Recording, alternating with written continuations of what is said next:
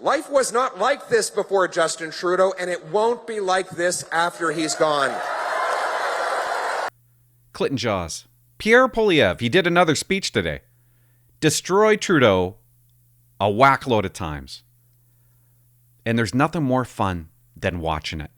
I've done the work for you. I went through the entire 45-minute speech, and I just picked out all the times he made fun of Trudeau. Here you go. My husband, our next Prime Minister, Pierre Poilievre. Now, we know everything Trudeau has said about the carbon tax has so far been false. Remember when he said it would make you better off? He said there'd be this rinky-dink little check you'd get in the mail that would make it all right. Well, we have here, is Kathy Katula here? Kathy, that's you. Come on over here. Can I say hello to you? Come over here there. Kathy, you remember when Justin Trudeau saw you at a town hall meeting and you were telling him how expensive it was to heat your home? And he said his carbon tax was going to make it all better, didn't he? It was nothing but a photo op. And he gave you a big hug and he cried, a little tear went down his face, right? Yeah, he told me to focus on spoiling my grandkids. I haven't been able to visit them in 3 years because his carbon tax cost me over $200 a month. Axe the tax. Absolutely. Thank you, Kathy. Yeah, Trudeau said, don't worry, this carbon tax will make you better off. He gave you a big hug in front of the cameras. It was a big warm hug, but not warm enough to heat the home in the winter in Canada. Full effect, as they will over the next 5 years, should God forbid he be re-elected, the total cost to an average family in Ontario will be $4,078 in carbon taxes. Almost 3 times what the rebate is promised to be, and that assumes he keeps his promises about these phony rebates. That CO2 doesn't go into the atmosphere, it's absorbed by the plant life. That's the point. Apparently Trudeau missed that day in science class. So the end result.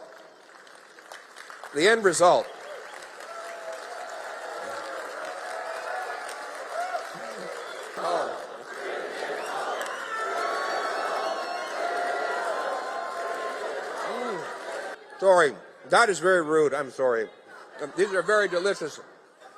You know what? You know what they say. An apple a day keeps the liberal journalists away.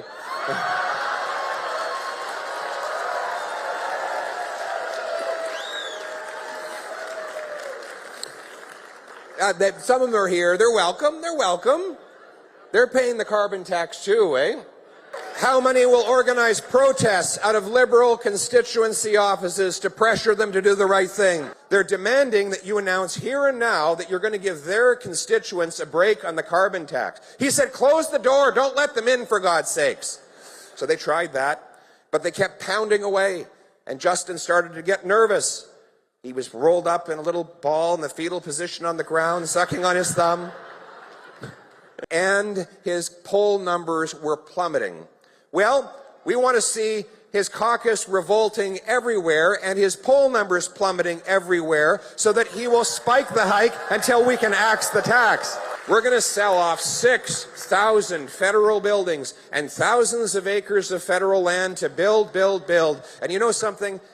It warms my heart to think of a beautiful family pulling up in their U-Haul to move into their wonderful new home in the former headquarters of the CBC.